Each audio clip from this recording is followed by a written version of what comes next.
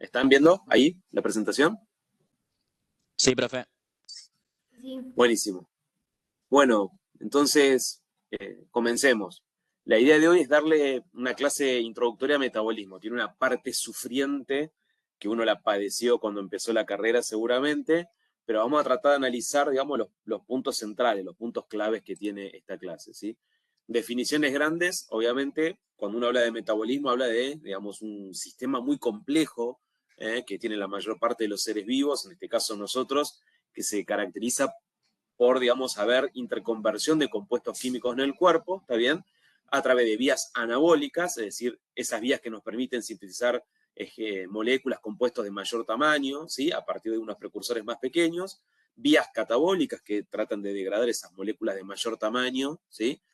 Y que en general estas vías catabólicas producen algún tipo de rendimiento energético en forma de ATP fundamentalmente, y vías obviamente de encrucijada del metabolismo llamadas anfibólicas, ¿sí? También ustedes saben que, digamos, si un adulto, está bien, de 70 kilos promedio, está bien, requiere 2.300, 2.400 kilocalorías, provenientes obviamente de los combustibles que nos alimentamos cada día, según la actividad física que tenemos, ¿sí?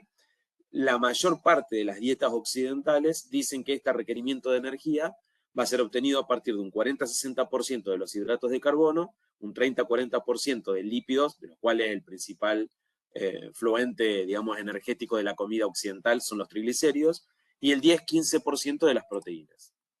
Y obviamente, concepto muy fácil, si la ingesta de esos combustibles metabólicos es mucho mayor que el gasto de energía, todo ese excedente que yo consumí se va a almacenar, y en su mayor parte se almacena como triglicérido en el tejido adiposo, y esto obviamente puede conducir al desarrollo de obesidad, pero también a un complejo de interacciones con el endotelio y con otros tejidos, que es lo que se llama estrés endotelial, ¿sí?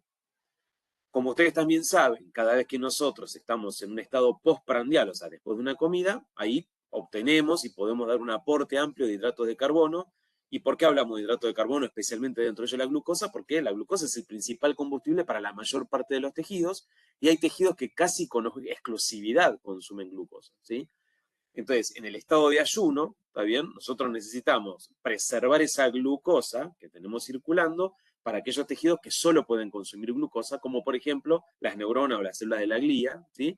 Y los eritrocitos que dependen, por ejemplo, por completo de la glucosa, ¿sí? Obviamente, también saben ustedes que los eritrocitos maduros no tienen núcleo, o sea, son células anucleadas, no tienen mitocondrias tampoco. Entonces dependen por completo de la glucólisis y de la vía de las pentosas fosfato, ¿sí? Y el cerebro tiene algún metabolismo intermedio que lo puede satisfacer transitoriamente porque puede metabolizar cuerpos cetónicos, ¿está bien? Pero que el 80% de su energía siempre va a ser aportado por la glucosa, como ustedes saben, del cuatrimestre pasado, ¿sí? Por lo tanto, ¿sí? Nosotros podríamos sintetizar lo que vimos hasta acá, que cuando estamos en ayuno, ¿sí? Los tejidos que pueden utilizar compuestos diferentes a la glucosa, ¿sí? Por ejemplo, el músculo y el hígado, pueden utilizar ácidos grasos, ¿sí? Permitiendo la oxidación de los ácidos grasos. El hígado puede sintetizar cuerpo cetónico a partir de ácidos grasos, es lo que se llama beta-oxidación, ¿sí? Que vamos a nombrar dentro de un ratito, ¿está bien? También para exportarlos hacia los músculos y otros tejidos, ¿sí? De esa manera, si tengo tejidos que en ayuno pueden consumir otros combustibles diferentes a la glucosa, permitimos que la glucosa esté disponible para los órganos que solo consumen glucosa, ¿sí? Por supuesto, a medida que yo agoto las reservas que tengo de ese almacén de glucosa, que es el glucógeno, ¿está bien? Vamos a tener que usar otra cosa, ¿sí? Y si no usamos los triglicéridos, vamos a tener que usar los aminoácidos del recambio proteico normal, en general derivado del músculo esquelético, y a través de esos aminoácidos especiales vamos a fabricar glucosa en un proceso que se denomina gluconeogénesis. Bien.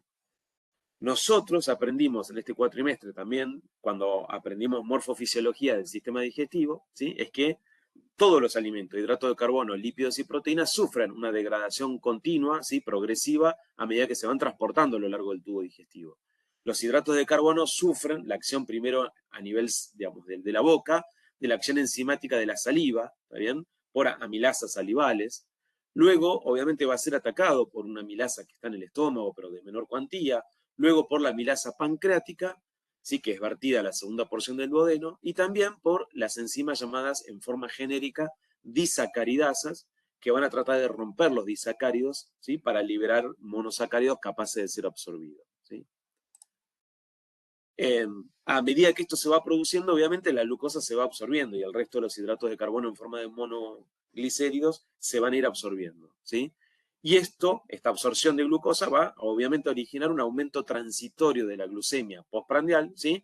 Que, como ustedes saben, la hiperglucemia es el principal estímulo para la liberación de la única hormona hipoglucemiante que tiene el humano, que es la insulina, ¿sí? Una hormona que va a ser liberada por una célula llamada células beta del islote de Langerhans del páncreas endocrino, en respuesta fundamentalmente a la hiperglucemia, pero también que a veces se libera insulina, en definitiva, cuando aumentan o están disponibles algunos aminoácidos o algunas otras sustancias, especialmente hormonas, como vamos a ver, como el glucagón. Al mismo tiempo, ¿sí? El ingreso de la glucosa a la célula está mediado por transportadores, ¿sí? Ahora, no todos los tejidos requieren sí o sí de la insulina para hacer entrar la glucosa, ¿sí? Pero muchos órganos sí requieren sí o sí la presencia de insulina. A veces, por trastornos en los transportadores, por trastornos en el receptor de insulina, o por trastornos en la molécula de insulina, o por defecto en su secreción, vamos a tener hiperglucemias sostenidas, y esto puede dar origen a cuadros llamados prediabéticos o diabéticos. Ahora, hay una pregunta que nosotros siempre hacemos cuando empezamos esta clase de metabolismo, para mí es fundamental esta pregunta, ¿no? ¿Por qué como organismo vivo, ¿no? Como organismo del ser humano, ¿sí? Teniendo dos posibilidades, ¿sí? De agarrar esa molécula de glucosa y oxidarla rápidamente, como ustedes ven acá, ¿sí? Quemarla rápidamente, como ven en el ejemplo B, no lo hace, y sin embargo, agarra esa molécula de glucosa, se introduce dentro de una célula, y esa glucosa dentro de la célula pasa por un montón de procesos, ¿sí? Un montón de procesos como esta escalera que ustedes ven acá, para terminar, de alguna manera, el proceso final, si se quiere, de degradación, ¿sí? Entonces, ¿cuál sería la respuesta de esto para ustedes? ¿Quién se anima a contestar esto? ¿Por qué elegimos el sistema A, que está acá en esta diapositiva, en vez del sistema B, ¿no? De agarrar la glucosa, quemarla rápidamente y obtener rápidamente energía? ¿Por qué es así?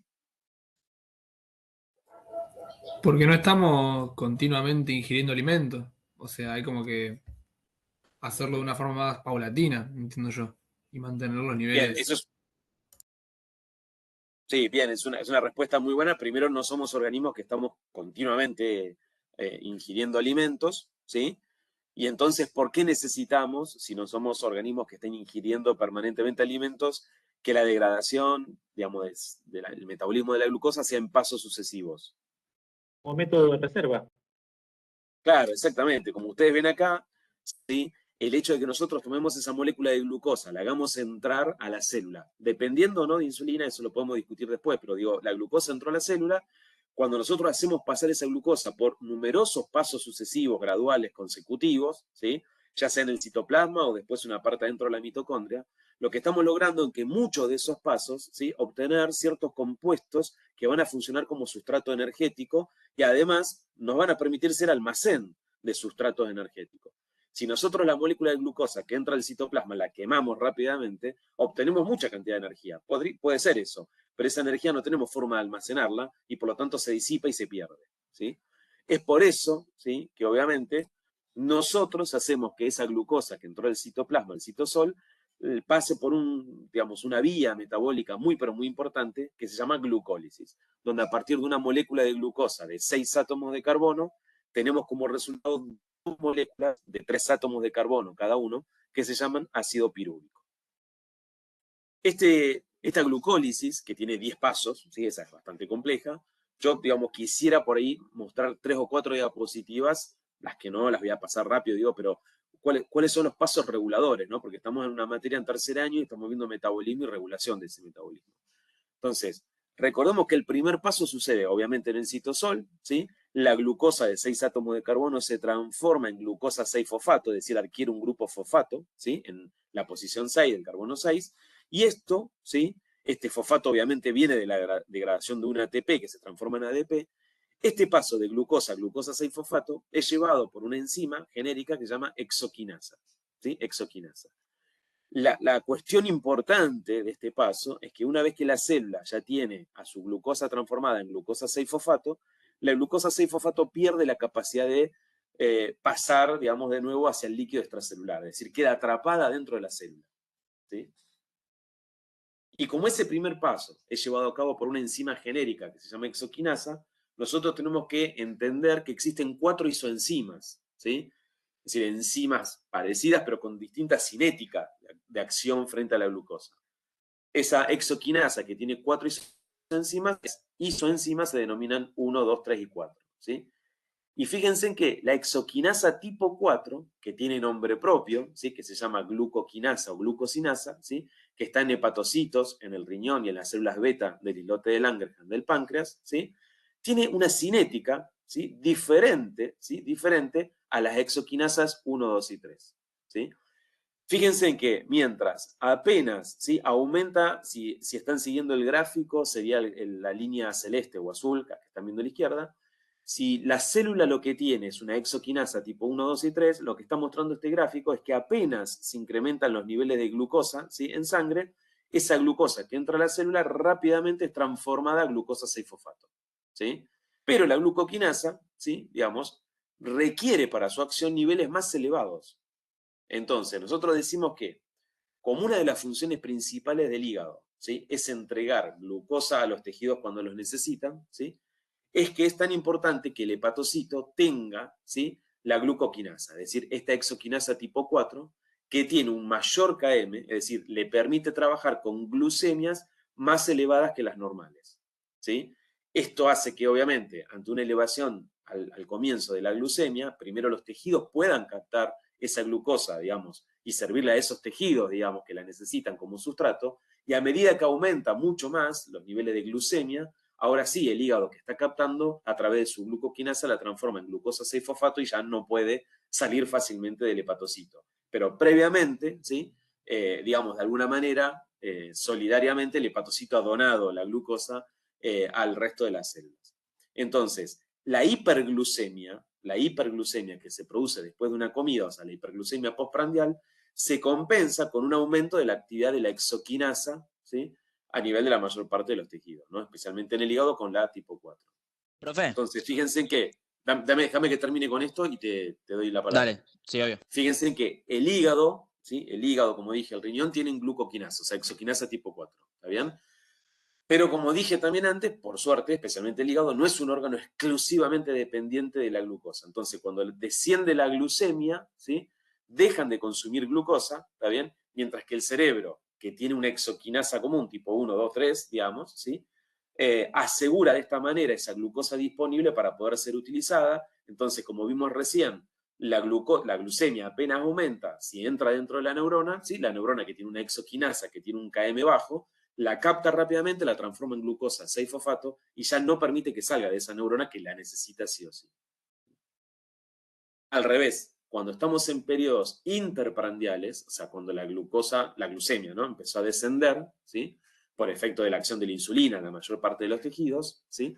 Aparece la gluconeogénesis hepática. Es decir, ya no tengo glucosa disponible en la sangre, ¿está bien? Pero si los tejidos necesitan más glucosa, ¿está bien? Una de las cosas que pueden hacer es gluconeo hepática, ¿sí? Entonces, los niveles de glucosa que se generan a nivel hepático, ¿sí? Como gluconeogénesis en el hígado son bajos, ¿sí? Como esta glucosa que se genera por gluconeogénesis en el hígado es muy bajita, muy poca cantidad, estos niveles no llevan a activar a la glucoquinasa. Y como la glucoquinasa hepática no puede actuar sobre esa glucosa porque no está activada, esa glucosa queda disponible. Nuevamente el hígado la puede donar, ¿sí? Puede salir esa glucosa del hígado para que pueda ser utilizada por el resto de los tejidos.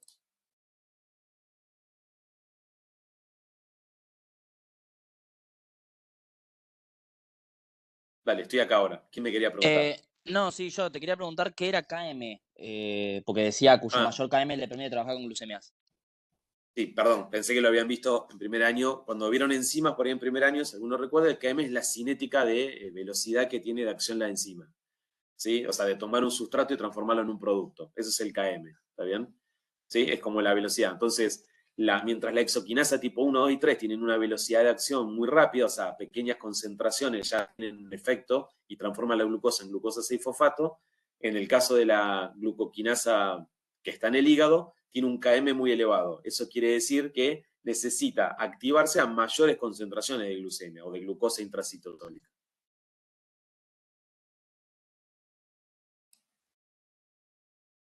Y eso sería como que protege a la glucosa que se genera por gluconeogénesis hepática de que el mismo órgano no la consuma.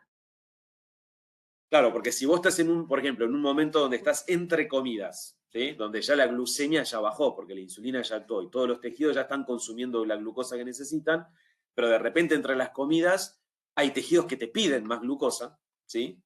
Entonces, ¿cómo sacamos más glucosa? Entonces, una de las formas solidarias que tiene, como decimos siempre, el hígado, ¿sí?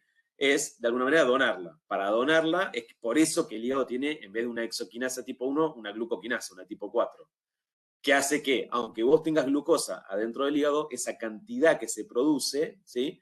No alcanza a activar esa enzima, ¿sí? Como no la activa, esa glucosa está disponible para ser usada por otros tejidos, ¿sí?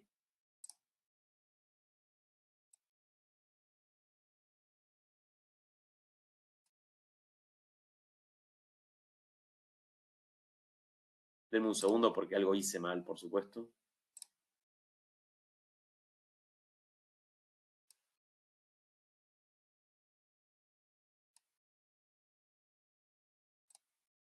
¿Están viendo presentación de nuevo? Sí, profe. Sí, buenísimo. Entonces, el primer paso, esto lo tengo que acordar de esta clase, por eso nos detuvimos un ratito, es que esa glucosa que acaba de ingresar a la célula en el citosol se transforma en glucosa 6-fosfato por una enzima llamada exoquinasa, ¿sí? ¿Y cuál es, digamos, cuál es el mecanismo básicamente de regulación que tiene este proceso, este primer paso de la glucólisis en el citosol? Es que las exoquinasas son inhibidas por producto final. Es decir, si en algún momento se acumula glucosa 6-fosfato, la glucosa 6-fosfato inhibe a la propia enzima, ¿sí? Por lo cual deja de producirse glucosa 6-fosfato. ¿Está bien? Ahora, fíjense en que las glucoquinasas, ¿sí? Que es la exoquinasa tipo 4, que por ejemplo tiene el hígado, ¿sí? No es inhibida por producto final, ¿sí? No es inhibida por el producto final. O sea, la glucosa 6-fosfato no inhibe a la glucoquinasa, ¿sí? Entonces, cuando hay un exceso de glucosa, ¿sí? Un exceso de glucosa en el hígado, ¿sí? Esto permite de alguna manera su almacenamiento, ¿sí? Ahora lo van a entender cuando veamos el resto de las enzimas, ¿no? Por supuesto. El segundo paso, digo, como dije antes, voy a pasar rápido a aquellos que no nos interesan tanto en la regulación. El segundo paso en la glucólisis en el citosol es que la glucosa 6-fosfato se transforma, ¿sí? En fructosa 6-fosfato, ¿sí? Acá hay una enzima que se llama fosfoglucoisomerasa, ¿está bien? Que como ven ahí las flechas van por un lado y para el otro, es decir, esto es una reacción reversible, ¿está bien?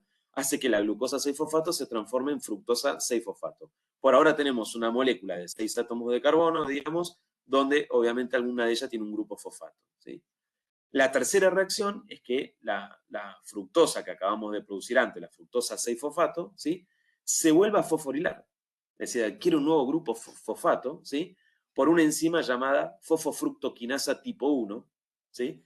Y ahora esa fructosa 6-fosfato se transforma en fructosa 1,6-difosfato, ¿sí? En una reacción que es irreversible.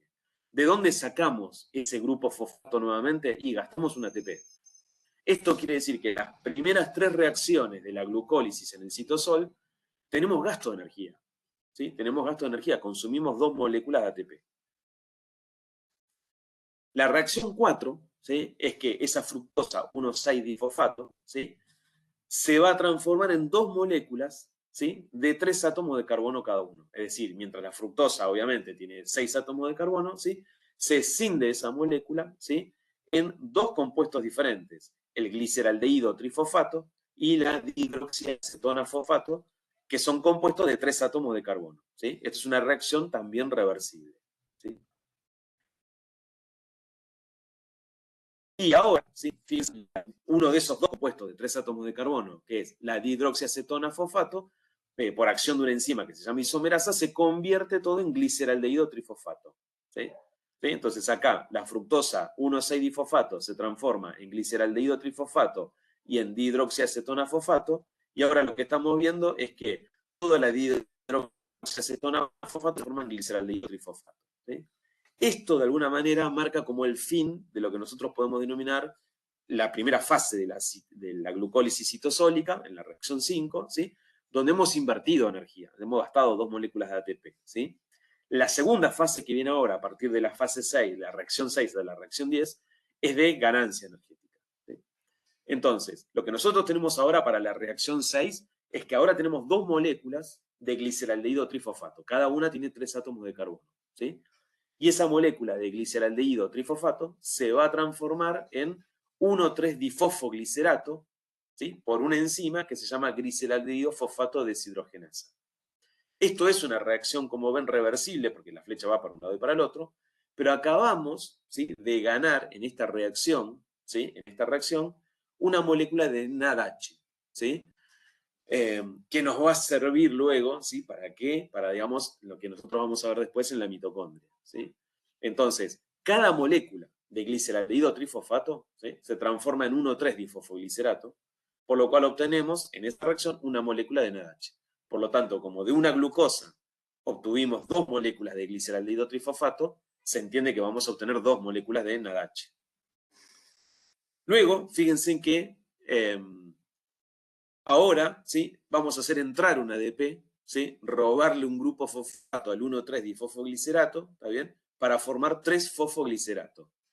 Es decir, ahora que teníamos esa molécula, ¿sí?, con dos grupos fosfatos, ¿sí?, uno de esos grupos fosfatos se lo damos al ADP y ganamos el primer ATP de la glucólisis, ¿sí?, en una reacción que es reversible.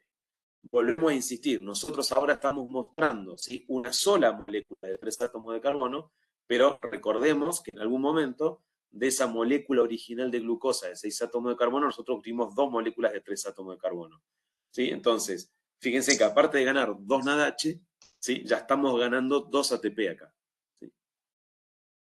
Luego, en la reacción 8, esto lo pasamos de largo, digo, ¿sí?, hay una mutación, digamos, hay una enzima que se llama fosfoglicerato mutasa, ¿sí?, que transforma, digamos, el 3-fosfoglicerato en 2-fosfoglicerato, ¿sí?, no importa. En la reacción 9, ¿sí?, se une una molécula de agua, ¿sí?, entonces se va a formar un doble enlace y se va a formar fosfoenol piruvato, ¿sí? También podemos dejar de recordar esto. Pero llegamos a la última de las reacciones, fundamental, porque otra vez, a esa molécula de fosfoenol piruvato, que tiene un grupo fosfato ahí, ¿sí?, le cedemos ese grupo fosfato al ADP y ganamos un ATP, transformando el fosfoenol piruvato en piruvato o ácido pirúvico por una enzima muy importante en esta reacción que se llama piruvato quinasa, ¿sí? Entonces, nuevamente, obtuvimos en una reacción otra molécula de ATP, pero insisto, como en realidad nosotros por cada glucosa que entramos de 6 átomos de carbono llegamos a tener 2 moléculas de fosfonol piruvato, en esta reacción también volvemos a tener entonces 2 moléculas de ATP. Para tratar de resumir esto, ¿no?, por cada molécula de gliceraldehído trifosfato, ¿sí?, que nosotros escindimos, ¿sí?, se van a generar 2 moléculas de ATP y una de NADH. Pero como yo tengo 2 moléculas de gliceraldehído trifosfato en total, ¿sí?, tengo 4 moléculas de ATP, 2 NADH, ¿sí? Y obviamente lo que yo me tengo que acordar es que como yo usé en la primera parte del ciclo, en las primeras 5 reacciones, 2 moléculas de ATP, ¿sí?, el rendimiento total de glucólisis es que por cada molécula de glucosa que entra, obtengo 2 moléculas de ATP y 2 de NADH, ¿sí? Entonces fíjense que acá tienen en el dibujo resumido, entra una glucosa de 6 átomos de carbono, al principio voy a consumir ATP, ¿está bien?, pero después voy a ganar 2 NADH y 4 ATP, ¿sí?, a los cuales le tengo que restar los 2 primeros.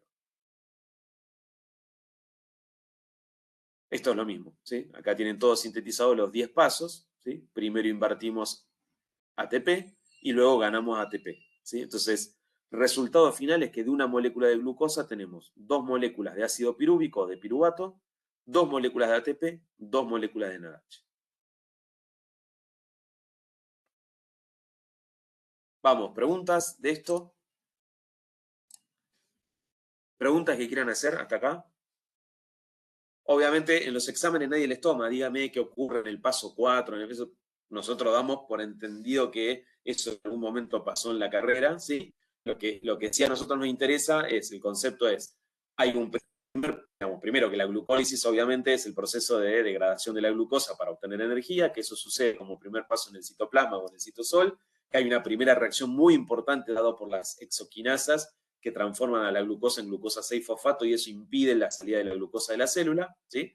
También dijimos que el hígado tiene una exoquinasa tipo 4 glucoquinasa que va a actuar cuando las concentraciones de glucosa son más altas, ¿está bien? Eso le permite al hígado ser donante permisivo, digamos, de glucosa al resto de los tejidos. Y lo otro, digo, para sintetizar esto, es que de toda la glucólisis, nosotros obtenemos de una molécula de glucosa 2 moléculas de ácido pirúvico, 2 ATP y 2 NADH, ¿sí? Como resultado final. ¿Sí? ¿Están de acuerdo o no con esto? Re de acuerdo. No. O sea, Claudio, una pregunta. Entonces, de la reacción 1 a 5 se pierden 2 moléculas de ATP que se recuperan de la reacción 6 a la 10 con más 2 NADH. Exacto. Sí, si nos escucha alguien que sabe de bioquímica, nos mata cuando decimos que perdimos. Se dice invertimos en las primeras 5 reacciones 2 moléculas de ATP, claro, pero que las volvemos a recuperar en las reacciones 6 a 10 y aparte ganamos 2 moléculas de ATP más. Está bien lo que dijiste, ¿eh? Está muy bien.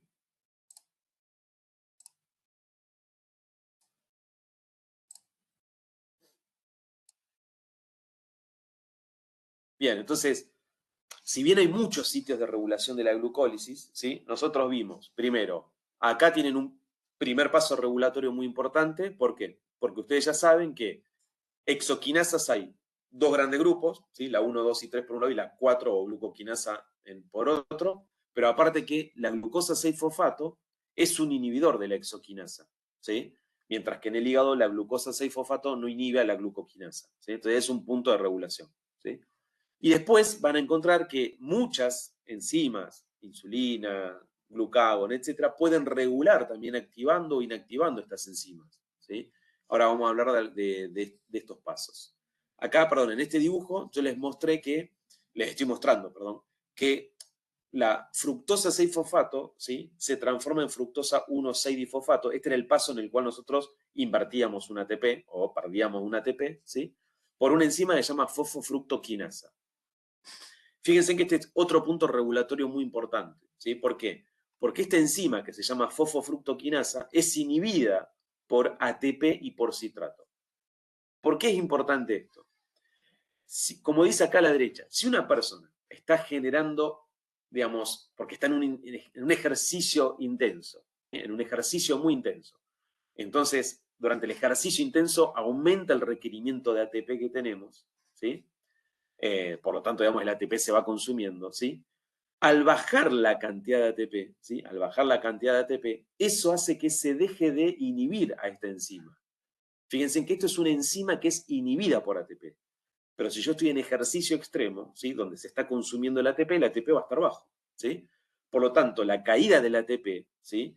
Va a producir que esta fosfofructoquinasa esté actuando y por lo tanto, de alguna manera, ¿sí? Esta fosfofructoquinasa va a seguir degradando la glucosa para obtener después más ATP, que es lo que necesita el músculo, por ejemplo, para obtener energía. Entonces, acá este es otro punto regulatorio, ¿sí? Que tengo que recordar.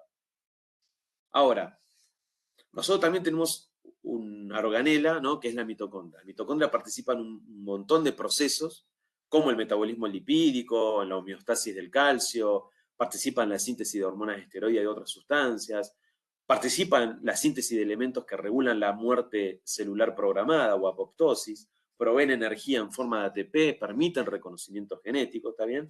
Y excepto los glóbulos rojos maduros, como dijimos, que pierden todo ese contenido, todas las células tienen mitocondria, ¿sí? En la mitocondria ustedes también saben que hay una membrana mitocondrial externa, una membrana mitocondrial interna que va formando las crestas, ¿sí? Y hay un espacio entre la membrana mitocondrial externa e interna que se llama espacio intermembrana, ¿sí? Adentro tienen la matriz, ¿sí? Adentro está la matriz. Ahora, esperen que vamos a esto. Dentro de la matriz mitocondrial, ¿sí? Van a estar las enzimas, ¿sí? Para continuar con la degradación de esos productos, ¿sí? Que veníamos trayendo de esa glucólisis que acabamos de ver, ¿sí?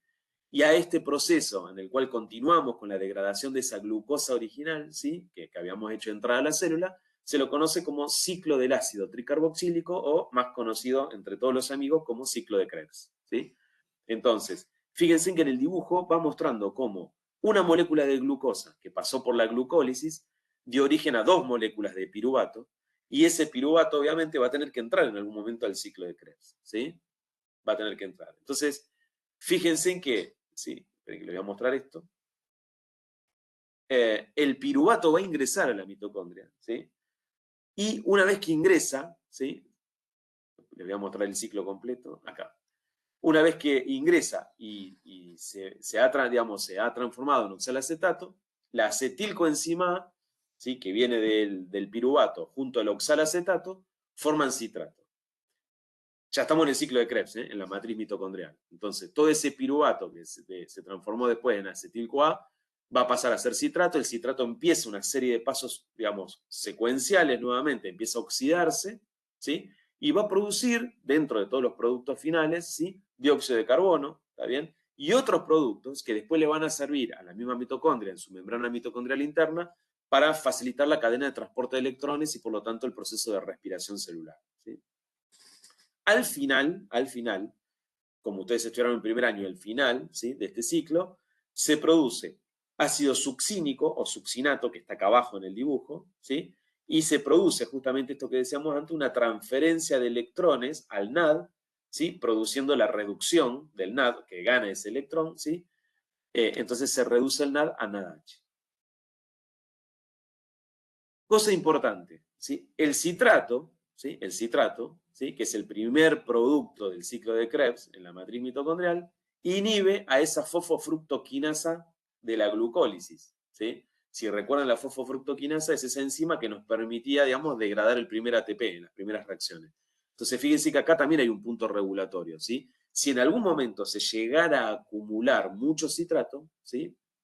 El mismo citrato va a inhibir a la fosfofructoquinasa de la glucólisis para detener un poco este proceso, porque ya hay mucho citrato disponible para el ciclo de Krebs.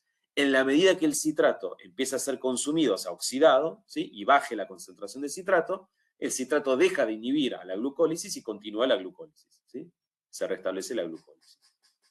Ahora, en el proceso, digamos, en todo este proceso no es solamente, a esto quería decir, no es solamente para los hidratos de carbono, ¿sí?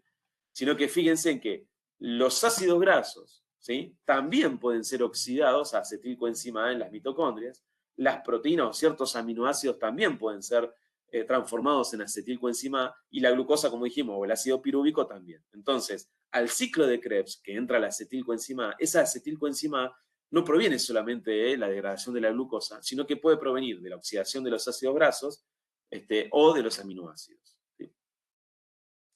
Y como les dije antes, ¿sí? en todo este proceso se va a producir, aparte de dióxido de carbono, se va a producir NADH, que después va a contribuir a la cadena de transporte de electrones en la membrana mitocondrial interna. ¿Está bien? Entonces, esto, digamos, que viene ahora es un poco para que se distiendan un poquito, ¿sí? Cuando nos dicen, digamos, nos van a preguntar todos los pasos del ciclo de Krebs, para nada. Para nosotros el concepto es que la glucosa que inició ese proceso en el citoplasma continúa su degradación secuencial, ¿sí? Y que ahora fíjense que estamos adentro de una organela que es la mitocondria con la finalidad de contribuir al proceso de la fosforilación oxidativa y la respiración celular, ¿sí?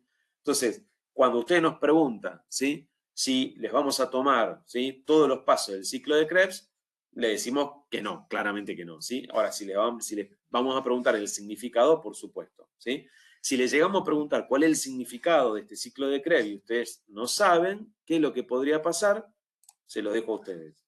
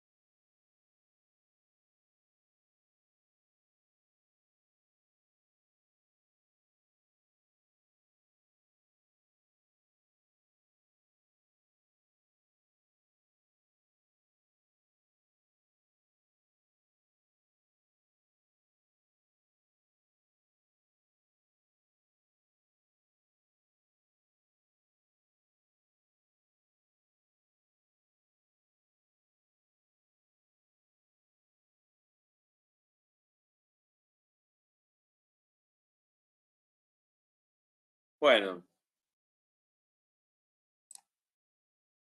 ¿Alguna pregunta de lo que vieron hasta acá?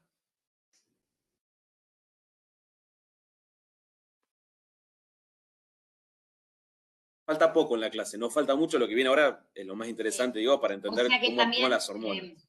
Del ciclo de Krebs, importante el tema del citrato porque inhibe a la fosfofructoquinasa y también tal vez lo que exactamente. Y también qué se obtiene, qué es lo que entra y qué es lo que saldría.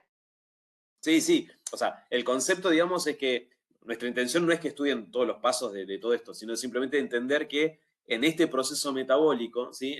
Digamos, porque nosotros venimos de ver digestivo, venimos de ver cuáles son las enzimas que degradan, ¿sí? El almidón, con la amilasa, etcétera, etcétera. Bueno, ahora la glucosa ya se absorbió, ya está dentro de la célula. ¿Qué hace la célula con esa glucosa? Digamos, bueno, obviamente la pasa al sistema de la glucólisis, obteniendo 2 moléculas de piruvato, y el piruvato, digamos, transformado en acetilcoenzima A, ingresó al ciclo de Krebs. ¿Qué es lo que obtenemos finalmente de todo esto? Aparte de ATP, de una buena cantidad de ATP importante con esa molécula de glucosa, encontramos también moléculas que nos van a servir, digamos, para participar después justamente en la fosforilación oxidativa y en la cadena de transporte de electrones, ¿sí?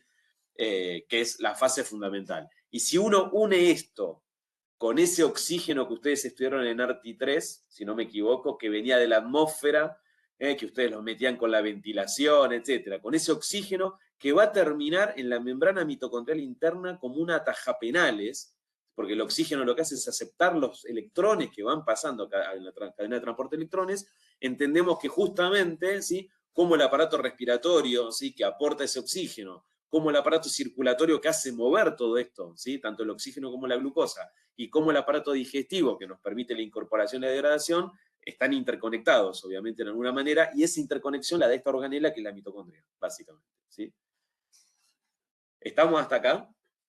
Lo que viene ahora es, no es que es más complejo, para mí es más fácil en realidad lo que viene ahora, que es, bueno, veamos qué hacen las hormonas con esto, ¿sí?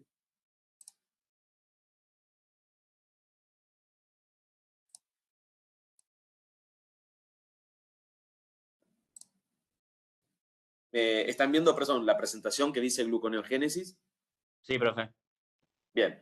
Concepto que también ya saben, digamos, gluconeogénesis es el proceso, ¿no?, de formación de glucosa, pero a partir de precursores que no son hidratos de carbono, ¿sí? O sea, precursores no glucídicos. En general, ¿sí?, los sustratos más importantes para generar gluconeogénesis son el lactato, que nosotros lo obtenemos generalmente en el ejercicio durante la anaerobiosis, ¿sí? Esto es importante porque ese ácido láctico que nosotros generamos, y si no pudiéramos de alguna manera reconvertirlo a algo, se acumula en el músculo esquelético, en la sangre, en otros tejidos, generando obviamente un desgaste y generando trastornos, ¿sí?, especialmente acidosis láctica. También podemos fabricar glucosa en la gluconeogénesis a partir del glicerol, ¿no?, que viene de la hidrólisis de los triglicéridos, ¿sí? De esto vamos a hablar mucho, obviamente, en la clase de dislipemia, y de algunos aminoácidos a través del catabolismo proteico, ¿sí? Y los órganos donde más se efectúa, o los órganos más relevantes para hacer gluconeogénesis, por supuesto, el hígado en primer lugar, ¿sí?, el intestino y los riñones también, ¿sí? Hay 2 ciclos que sí nosotros solemos tomar en los exámenes escritos, fundamentalmente, que son el ciclo de Cori y el ciclo de la alanina, ¿sí? El ciclo de Cori, lo que están viendo acá en la pantalla es, a la izquierda un hepatocito, a la derecha una célula muscular, ¿sí? Entonces, fíjense que en el músculo, ¿sí?, en el músculo esquelético, la glucosa que es transformada en piruvato y después en lactato, ¿sí?, cuando estamos en ejercicio y en anaerobiosis, ese ácido láctico del músculo esquelético puede pasar a la sangre y llega al hepatocito, y el hepatocito puede retransformarlo a través del proceso de gluconeogénesis en glucosa. Entonces recuerden que el ciclo de Cori es uno de los ciclos que permite la reconversión del lactato, ¿sí?, en glucosa en el hepatocito, ¿sí? El lactato obviamente proviene de un músculo que está en ejercicio extenuante, intenso, anaeróbico, ¿sí? Y el otro ciclo que nosotros habitualmente tomamos en los exámenes se llama glucosa-alanina. De nuevo tenemos hepatocito y músculo esquelético. ¿La diferencia cuál es? Fíjense que ahora tenemos la glucosa que entró a la glucólisis, se transformó en piruvato, pero ahora el piruvato, a través de otro sistema enzimático, que no es la LDH, sino es la glutámico oxalacético aminotransferasa, perdón, se transforma en alanina, ¿sí? La alanina, ¿sí?, que pasa a la sangre, ¿sí?, y que llega al hepatocito puede reconvertirse, ¿sí? La alanina es un aminoácido, puede reconvertirse en glucosa y esto también se llama gluconeogénesis. Entonces, en el ciclo glucosa-alanina, ¿sí? Lo que tengo que recordar es que el músculo esquelético puede, en determinadas circunstancias, especialmente cuando no está en anaerobiosis, transformar la alanina, digamos, el hepatocito, digamos, transformar la alanina que viene del músculo esquelético en glucosa. Ahora, que esto es lo que le decía lo más importante por ahí de la clase, ¿no? Cosas que nosotros preguntamos claramente, sea escrito, oral, lo que sea, ¿no? ¿Cuál es el estímulo más importante para liberar insulina? Para que la célula beta de nuestro islote de Langerhans del páncreas libere insulina, es la hiperglucemia, ¿sí? Cada vez que nosotros tenemos la glucosa elevada, la glucemia elevada, ¿sí? Esto es un estímulo muy potente para la liberación de la única hormona hipoglucemiante que tenemos, que es la insulina, ¿sí? Hay otros estímulos, sí, por supuesto, ¿sí? La insulina puede liberarse ante la aparición de ciertos aminoácidos, no todos, ácidos grasos libres, ¿sí? Ante la acción de algunas hormonas gastrointestinales, algunas de las cuales ustedes vieron, como la gastrina, ¿no? La colecistoquinina, que viene de las células I, la secretina, que viene de las células S, el polipéptido intestinal, ¿sí? El glucagón como hormona, ¿sí? El cortisol, la hormona de crecimiento, que son estas tres, el glucagón, el cortisol y la hormona de crecimiento son hiperglucemiantes, ¿sí? Y el sistema nervioso autónomo parasimpático, o sea, la acetilcolina, ¿sí? Todos estos son estímulos también para la liberación de insulina, no solo la hiperglucemia. Perdón, una cosa que están viendo acá también es que obviamente la insulina tiene en las células donde va a actuar un receptor específico, ¿sí? Un receptor específico. A veces mutaciones en ese receptor son lo que producen que la insulina no pueda actuar. Es decir, yo formo una buena cantidad y una normal cantidad cualitativa y cuantitativa de insulina, pero se está impedida su acción por trastornos genéticos asociados al receptor de la insulina, ¿sí? Y fíjense en que si uno mira este gráfico, ¿no? De las concentraciones relativas en sangre, ¿está bien? ¿Sí? En función, obviamente, de los carbohidratos que aporta la comida, ¿sí? Fíjense que apenas yo como, digamos, y aumenta la glucosa en la sangre, también aumenta la liberación de insulina, ¿sí? Si esto no ocurre, obviamente, ¿está bien? Estamos en un problema, digamos, porque vamos a tener hiperglucemias postprandiales sostenidas en el tiempo, ¿está bien? Que no puede utilizarlo la célula porque no tiene insulina para que esa glucosa entre, y por lo tanto la célula va a tener que valerse de otras sustancias para obtener sustratos energéticos, y ahora vamos a ver algo de ello. Recuerden que la insulina, ¿sí? Es una hormona proteica. Se sintetiza dentro de la célula beta como pre-proinsulina, o sea, como pre-prohormona, ¿sí? Luego esto es clivado, ¿sí? Dentro de unos gránulos donde se empaqueta y se forma la proinsulina, ¿sí? Esa proinsulina está constituida por dos cosas importantísimas. Por un lado, por lo que va a ser luego la insulina con dos cadenas unidas por dos puentes disulfuro, y por un péptido, que es esto amarillo que ustedes ven ahí, que se llama péptido C. Entonces, finalmente, cuando llega el estímulo para liberarse, lo que está liberándose de ese gránulo, de ese paquete, ¿sí? Es dos cosas: la insulina y el péptido C en cantidades equimolares. O sea, por cada insulina se libera un péptido C. Esto es muy importante porque cuando yo tengo un paciente que está siendo tratado con insulina exógena, ¿sí? Que ustedes saben que la insulina hoy es recombinante humana, es decir, es idéntica a la insulina endógena, ¿sí? Si yo quiero saber si ese paciente está produciendo insulina endógena, puedo medirle el péptido C en sangre, porque el péptido C es señal, obviamente, si tiene péptido C, es señal de que está produciendo insulina endógena, ¿sí? Como les dije antes, ¿sí? El receptor de insulina es un receptor especial que pertenece a una familia de receptores llamados de tirosina quinasas, ¿sí? Cuando la insulina, como ustedes ven en el dibujito arriba a la izquierda, ¿sí? Actúa sobre las unidades alfa del receptor, ¿sí? Las unidades beta del receptor se autofosforilan, ¿sí? Y esto genera una serie de eventos intracelulares que llevan de alguna manera a la traslocación de transportadores de glucosa en la membrana, y así permite la entrada de glucosa a la célula. Entonces, la insulina actúa con su receptor, eso genera señales intracelulares que terminan traslocando, ¿sí? Disponibilizando, digamos, transportadores de glucosa en la célula, y por eso la glucosa puede entrar. Ahora, yo dije que la insulina es básicamente la única hormona hipoglucemiante que tenemos, es la que nos permite la incorporación de la glucosa a las células, pero también tenemos hormonas llamadas contrarregulatorias, es decir, hormonas hiperglucemiantes. Dentro de esas hormonas hiperglucemiantes, una es el glucagón, ¿sí? El glucagón es una hormona sintetizada y liberada por las células alfa del islote de Langerhans del páncreas, ¿sí? ¿Y cuándo se libera el glucagón? Básicamente, el principal estímulo para la liberación del glucagón es la hipoglucemia, pero también lo es la insulina. Es decir, para hacer, digamos, un resumen de esto que ustedes están viendo acá en esta diapositiva, ¿sí? Cuando yo como y aumentan los niveles de glucemia, esto va a provocar que estos altos niveles de glucemia estimulen la liberación de insulina, ¿sí? Es decir, el páncreas libera insulina. Esa insulina que hace, obviamente, desciende los niveles de glucosa, ¿sí? Porque permite el ingreso de la glucosa a las células. En la medida que yo entro en hipoglucemia, o sea, que desciende la glucosa en la sangre, ¿sí? Se estimula el glucagón, ¿sí? Y el glucagón lo que hace, obviamente, como vamos a ver ahora, es favorecer la liberación de glucosa, es decir, favorecer la hiperglucemia, ¿sí? Entonces, digo, para diferenciar esto, ¿no? El páncreas libera ya dos hormonas diferentes, la insulina y el glucagón, una hipoglucemiante y la otra hiperglucemiante. La insulina aumenta en el tejido adiposo la captación de glucosa, ¿sí? Favorece la lipogénesis. Esto es importante que ustedes lo recuerden, ¿sí? Aunque se va a decir nuevamente en la clase dentro de 2 semanas. Recuerden que la insulina favorece la lipogénesis, por eso en fármaco, cuando uno estudia insulina, ¿no? La aplicación de insulina favorece, ¿sí? Cierto grado de aumento de peso, de lipogénesis, que va en contra de lo que queremos habitualmente. En el músculo esquelético la insulina aumenta también la captación de glucosa, aumenta la glucólisis, la síntesis de glucógeno y la síntesis es anabólica proteica, ¿sí? El músculo esquelético tiene una particularidad, que el músculo esquelético, si está en ejercicio, no requiere insulina, eso es un beneficio, digamos, ¿sí? Es decir, cuando el músculo esquelético entra en ejercicio, ¿sí? No requiere de insulina para el ingreso de glucosa, ¿está bien? Por eso que el ejercicio es digamos, es un efector beneficioso para la salud. Y aparte la insulina en el hígado favorece la glucólisis, ¿sí? Dentro de los hepatocitos. Cuando hay un exceso de glucosa también favorece la síntesis de glucógeno, ¿sí?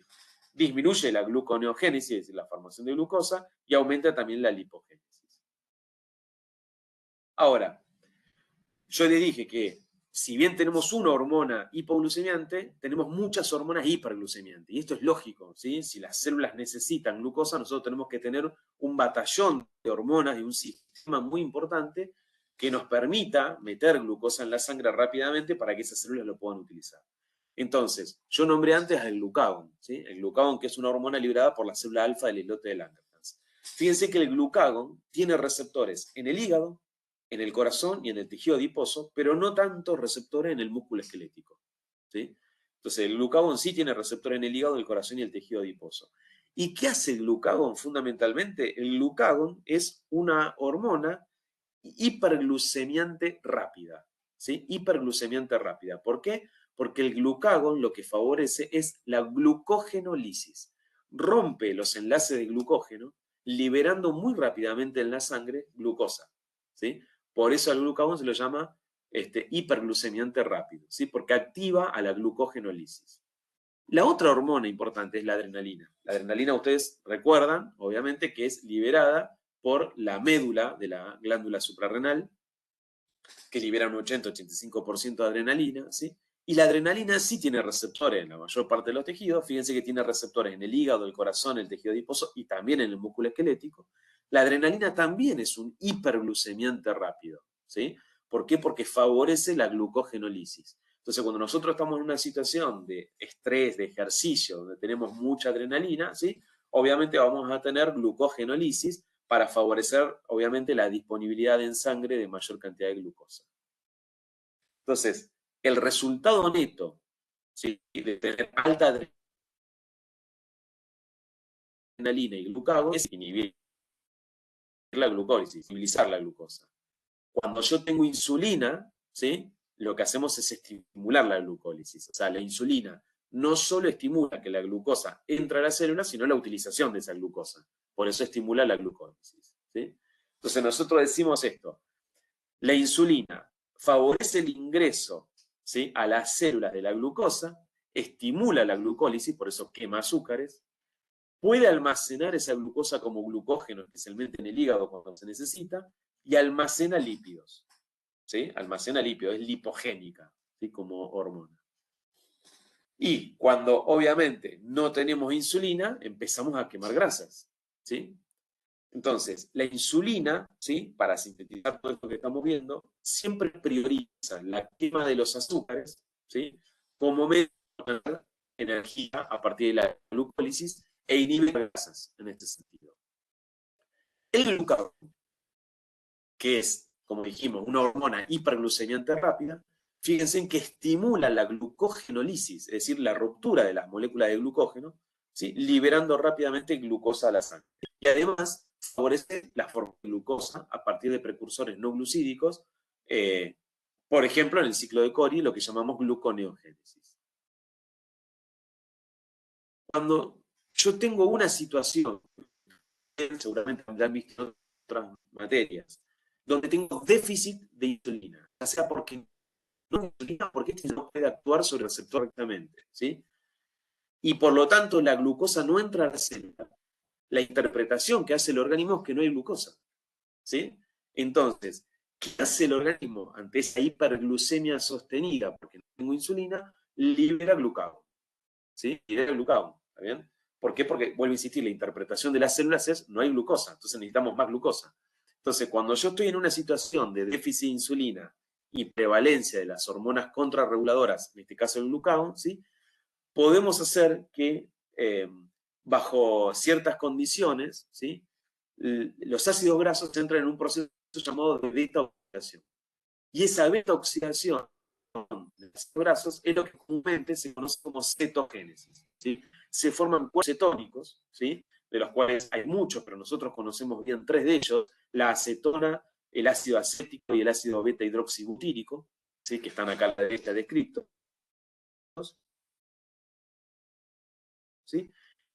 Y estos cuerpos cetónicos, bajo ciertas condiciones, dados por el sustrato energético, podrían ser estos cuerpos cetónicos, y el músculo también para ingresar y generar ATP. Pero claro, la acumulación de cuerpos cetónicos lleva a un estadio que se llama cetoacidosis, ¿sí? Y la cetoacidosis, obviamente, al descender mucho el pH sanguíneo, provoca todos los trastornos que provocan una acidosis metabólica, ¿sí? Por eso tenemos que cortar esta situación. ¿Cuál es la única manera de cortar esta situación? Obviamente, incorporar insulina nuevamente, es decir, darle a esa persona, a ese paciente que tiene déficit de insulina, insulina. Cuando le damos insulina a este paciente, lo que estamos haciendo es ahora favorecer la entrada de esa glucosa a las células. Por lo tanto, la célula, ¿qué va a hacer ahora que tiene insulina que le estamos dando con esa glucosa que entra? Como dijimos antes, la insulina favorece esa quema de ese hidrato de carbono, o sea, va a entrar a glucólisis, ahora no más, va a inhibirse Profe, se te está trabando un la montón. oxidación de esas grasas, por lo tanto, los procesos desaparecen, ¿sí? En el dos tipos celulares. Profesor, se está trabando. Dentro Se de está ellos, trabando la conversación.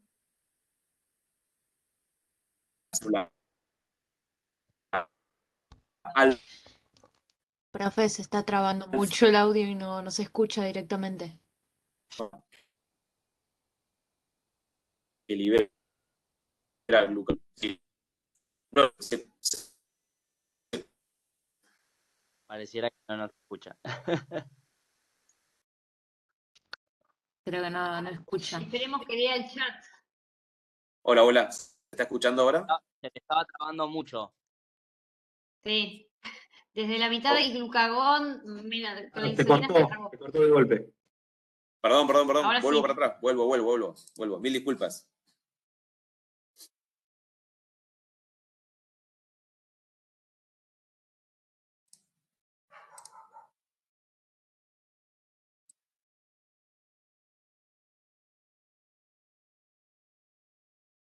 ¿Estamos viendo acá?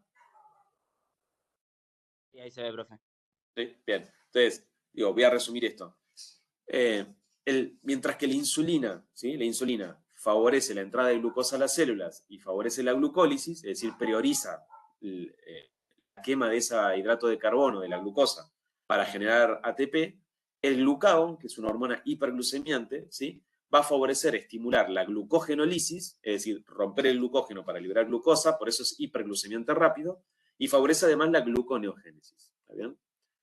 Ahora, en las situaciones, como dije antes, donde yo tengo un paciente con déficit de insulina, ¿sí? Como sucede en la diabetes, digamos, y yo no puedo incorporar glucosa a las células hacen una interpretación lógica de esto, que es necesito sustrato energético, ¿sí? Entonces, en los pacientes que tienen déficit de insulina y exceso de glucosa, de glucagón, perdón, que es la hormona hiperglucemiante, ¿sí? Ese glucagón va a favorecer ese déficit de insulina y la prevalencia de un aumento del glucagón, va a favorecer obviamente la beta-oxidación de los ácidos grasos. A este proceso se lo llama cetogénesis porque se forman cuerpos cetónicos, ¿sí? Y esos cuerpos cetónicos pueden servir transitoriamente como un sustrato energético, ¿sí? Para algunos tejidos como la neurona en el cerebro, digamos, o el músculo, ¿sí? Para seguir fabricando ATP. El problema, claro, que los cuerpos cetónicos al acumularse generan acidosis metabólica, ¿sí? Y la acidosis metabólica obviamente desnaturaliza proteínas, provoca, digamos, detención, digamos, del latido cardíaco, digamos, un montón de otros trastornos que pueden llevar a la muerte al paciente.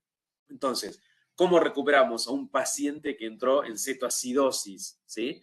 Dándole insulina, ¿sí? Porque cuando yo le aporto insulina, la insulina empieza a cumplir su rol, que era meter la glucosa dentro de las células, ¿sí? Y favorecer la glucólisis, es decir, que esa célula agarre esa glucosa y empiece a obtener ATP, energía, a partir de esa glucosa, inhibiendo ahora sí la beta-oxidación de los ácidos grasos. Además, que es acá por ahí donde nos habíamos quedado, ¿sí? Cuando yo miro el islote de Langerhans, ¿sí? En el islote de Langerhans yo tengo muchas células. Tengo células alfa que liberan glucagón, las células beta, por ejemplo, que liberan insulina. Hay una regulación local dentro de ese islote, donde mientras la insulina inhibe el glucagón, ¿sí? Inhibe el glucagón, ¿sí? Entonces, de alguna manera, cuando la insulina inhibe el glucagón, nosotros podemos decir que estamos inhibiendo la glucogenólisis, es decir, al no haber glucagón, ya no hay destrucción del glucógeno para formar glucosa, ¿sí? Se está inhibiendo de alguna manera la gluconeogénesis, la formación de glucosa, ¿sí? Y se para la cetogénesis. Recuerden que la insulina es hipoglucemiante, ¿sí? Entonces detengo la formación de glucosa, ¿sí? Ahora, distinto a lo que acabo de decir, ¿sí? Que yo acabo de nombrar al glucagón y a la adrenalina como hiperglucemiantes rápidos, ¿sí? Distinto es la acción del cortisol. El cortisol, que es una hormona que proviene de la zona fasciculada de la corteza suprarrenal, ¿sí? Es también una hormona hiperglucemiante. De hecho, los pacientes que tienen exceso de cortisol o cuando nosotros administramos por un tratamiento corticoides, uno de los efectos adversos es la hiperglucemia, ¿sí? Entonces, son hiperglucemiantes. Pero lo que tengo que recordar es que el cortisol es un hiperglucemiante lento, lento. ¿Por qué es lento? Porque si bien favorece la hiperglucemia, lo hace estimulando, como dice acá arriba, la gluconeogénesis. Es decir, el cortisol no estimula tanto la glucogenólisis, no rompe el glucógeno. Por lo tanto, no es rápido como hiperglucemiante, pero sí favorece la gluconeogénesis, es decir, favorece, mientras destruye, por ejemplo, el músculo esquelético, ¿sí? Y los aminoácidos que derivan del catabolismo proteico los transforma en glucosa, ¿sí? Hace gluconeogénesis, no hace lo mismo con el glucógeno. Entonces, el cortisol hace proteólisis, destruye proteínas, ¿sí? Con los aminoácidos fabrica glucosa, hace gluconeogénesis y disminuye la captación de glucosa en los tejidos. Por eso es hiperglucemiante, ¿sí? Además, como ustedes saben, ¿sí? De haber visto en otras materias, ¿sí? El cortisol redistribuye la grasa, ¿sí? Especialmente la redistribuye hacia la cara, hacia la nuca, generando esa jiba dorsal que ustedes conocen en el síndrome de Cushing, ¿sí? Y aumenta los ácidos grasos libres. Y además, el cortisol en exceso provoca proteólisis, o sea, destrucción de las proteínas, cuando en condiciones fisiológicas en realidad es un antianabólico proteico, ¿sí? Pero en condiciones exageradas, digamos, es proteolítico, ¿sí? Y como les dije antes, estimula la gluconeogénesis, ¿sí? Entonces, la insulina es hipoglucemiante, el cortisol, la adrenalina y el glucagón son hiperglucemiantes. ¿Cuál es la diferencia entre estas tres sustancias hiperglucemiantes? Que el cortisol es hiperglucemiante lento, porque favorece la gluconeogénesis, mientras que la adrenalina y el glucagón son hiperglucemiantes rápidos, porque favorecen fundamentalmente la glucogenólisis.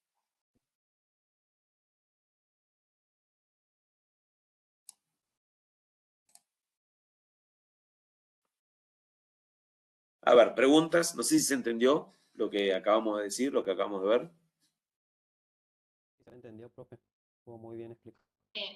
Profesor, con respecto a lo que sea la insulina con el glucagón, tienen un efecto sinérgico. ¿Por qué? ¿En qué sentido, Gabriela? En el sentido de, yo, la insulina lo que va a hacer es hipoglucemiante, me va a entrar la glucosa a la célula, o sea, va a tener una hipoglucemia. La hipoglucemia lo que va a hacer es estimular a las células alfa para que hagan glucagón. El glucagón, que es hiperglucemiante rápido, o sea, lo que va a hacer es sacarme el glucógeno, lo va a degradar para obtener o sea, para que la glucosa llevarla a la sangre, para luego de vuelta meterla a la célula por la insulina. A eso me refiero. Sí, si lo contás así, sí, si lo contás así, la respuesta es sí. Lo que vos tenés que tener en cuenta es que Sí, esto va a depender de la situación del día en la que yo me encuentre. Sí, Por sí. ejemplo, si yo estoy en ayuno, me despierto a la mañana, digamos, ¿no? Y pasé 8 horas de ayuno, ¿está bien? Lo primero que todas las células de mi organismo van a decir es, por favor, liberen glucosa de algún lado. ¿Sí? Entonces, como yo no tengo sustrato energético, digamos, estoy más bien en un estado de hipoglucemia, ¿sí? Ahí lo que van a favorecerse son las hormonas contrarreguladoras. Es decir, ahí se favorece la adrenalina, el glucagón y el cortisol. ¿Sí? Bien, sí. Que de hecho el cortisol tiene, igual que la adrenalina, picos de las 3, 4, 5 de la mañana, digamos, justamente Sí. en ese momento. ¿Qué hacen esas tres hormonas? Como vos decís, son hiperglucemiantes. ¿Sí? Por diferentes mecanismos aumentan la liberación de glucosa. A medida que va aumentando la glucosa, obviamente, necesitamos una hormona que haga entrar esa glucosa a las células. ¿Sí? Y esa es la insulina. Ahí es donde aparece la insulina. Ahora, fíjate vos que mientras en el islote de Langerhans la insulina inhibe al glucagón, el glucagón estimula la insulina. ¿Sí? Esto es importante también recordarlo. Cuando uno estudia cómo es la regulación de esas dos hormonas dentro del islote de Langerhans. Bueno, cuando la célula beta del islote libera insulina, la insulina inhibe a la célula alfa para que no libere glucagón. ¿Sí? Lo cual es lógico, porque si yo tengo insulina es porque tengo hiperglucemia. ¿Sí? Entonces, lo que va a hacer la insulina es bajar la glucosa. Al revés, cuando yo estoy en hipoglucemia, la que se estimula es la célula alfa para que libere glucagón. ¿Está bien? El glucagón, y ahí sí viene lo que vos decís, el glucagón favorece la hiperglucemia, pero al mismo tiempo el glucagón que libera la célula alfa estimula a la célula beta para que libere insulina. Es decir, Porque inteligentemente necesitas- el glucagón, claro, el glucagón le está diciendo de alguna manera a la célula beta, mirá que yo voy a elevar la glucemia, pero necesito a alguien que venga y le entra dentro de las células. Y eso lo hace la insulina. Bien, bien, ¿Sí? bien.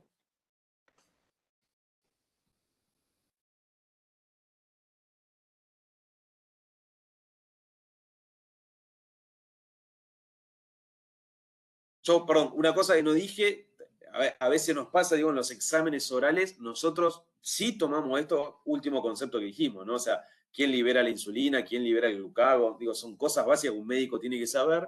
Lo mismo que preguntamos cuál es el valor normal de glucemia, ¿sí? Digo, esto hay que saberlo también. Entonces, si les preguntamos en un examen cuál es el valor normal de la glucemia, usted lo tiene que saber. Tiene que estar 70 a 100, 110 miligramos por decilitro, miligramos por ciento, ¿está bien? Digo, porque si no, uno, digamos, no puede hablar de hipoglucemia y hiperglucemia.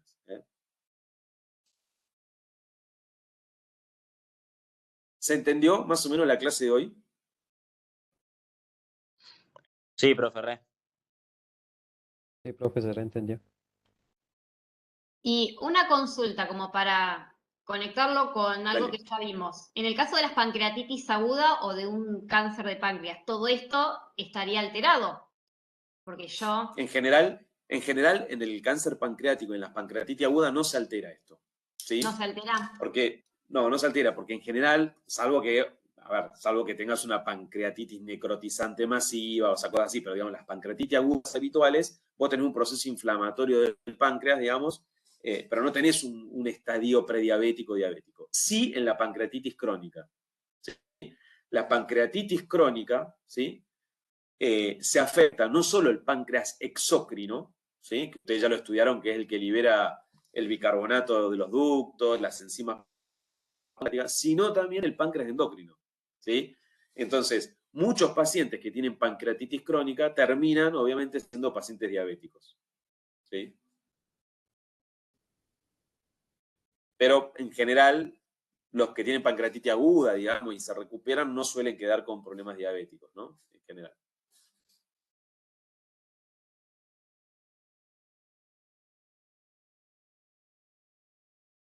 Profe, ¿puedo hacer una pregunta? Escucho. Sí, sí.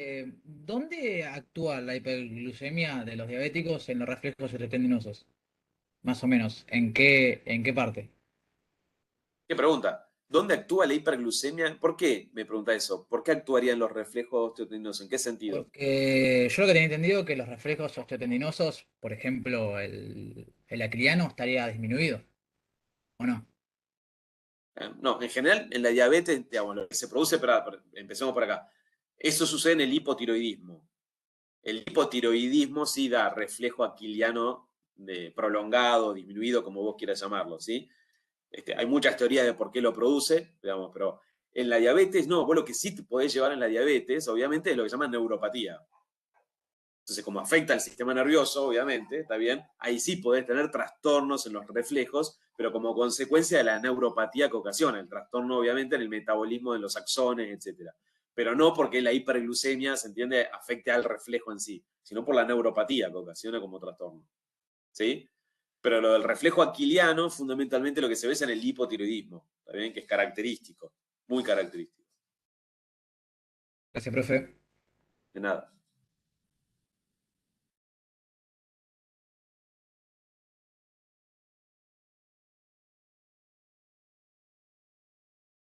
Bueno, recuerden, digo, para aquellos que se colaron al final de la clase, la semana que viene es semana de integración, ¿está bien? No hay clase, pero la siguiente volvemos y el tema que se va a ver es dislipemia, ¿está bien? Una vez que terminamos eso, vemos electrocardiograma patológico, o sea que nosotros les vamos a hacer acordar a ustedes que tienen que ustedes estudiar lo que es un electrocardiograma normal, ¿también? Porque nosotros lo vamos a dar en 10 minutos, lo normal, ¿sí? Y después vamos a hablar una clase de shock, ¿sí? Con la clasificación de los tipos de shock que existen, ¿sí? Al terminar la cursada va a haber una clase de repaso, ¿está bien? El que quiera estar, buenísimo, que no pasa nada y no se va a pasar presentismo, nada de eso. La clase de repaso lo que hacemos es integrar, metemos casos clínicos e integramos todo lo que vimos en el segundo cuatrimestre, ¿sí? ¿Está bien? De a poquito les vamos a ir avisando. Profe, y una última pregunta, pero no es de esto, sino de la clase anterior, que Sí. lo que es hemorragia digestiva y abdomen agudo no está ni la clase video ni el PowerPoint. Bueno, ahora me fijo bien, porque Rosana lo iba a subir. Ahora me fijo y si no lo subo yo. Lo tenía que decir, Simón. Me estaba hablando de eso, profe, hace 2 días, de lo mismo. Ah, bueno. Ahí dice, alguien dijo que ya lo subieron, pero bueno.